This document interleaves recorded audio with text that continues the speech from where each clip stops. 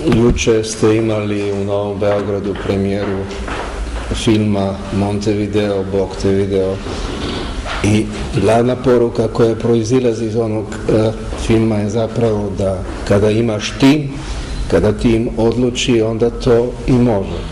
Ja mislim da Beograd i Srbija sada ima tim koji je visoko motivisan, koji je opredeljen i usmeren u budućnosti, koji može ostvariti taj zajednički cilj.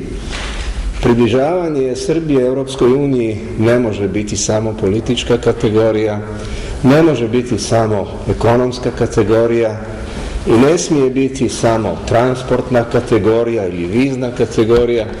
Ja mislim da tu svoj deo mora doprinijeti i kultura u najširem smislu i mislim da treba taj proces privući i najbolju intelektualnu elitu i aktivno je uključiti u to da Srbija u sljedećim godinama i kroz kulturnu razmenu poboljša svoj performans, svoj imidž unutar Evropske unije i da svakako kultura na najubjedljiviji način, ne samo verbalnom, nego i neverbalnom komunikacijom, može mnogo doprinijeti ka tome da se u Srbiji neke stvari pomeraju brže.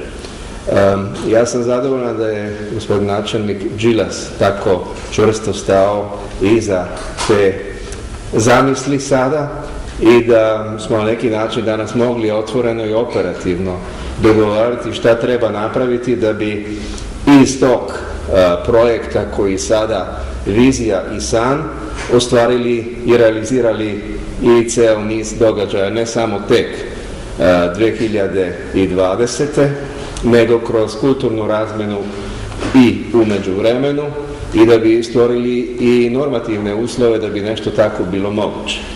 Ali, iako sada moramo rešiti neke normativne okvire i preći ih, ja ipak želim reći da je Turska, koja je kandidat za ulazak u Evropsku uniju, Istanbul imala kao evropsku prestonicu kulture i zato treba jednostavno biti uporan i ambiciozan.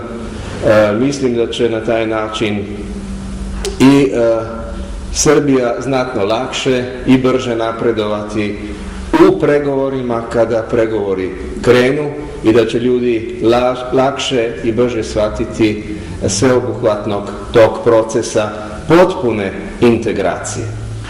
Ne radi se o tome da u Evropsku uniju ulaze samo vladajući, samo vladajuća koalicija, do zadnjeg Srba ili Srpkinje uzet ćemo u Evropsku uniju kada Evropska unija otvori svoja vrata i kada Srbija ispuni uslove.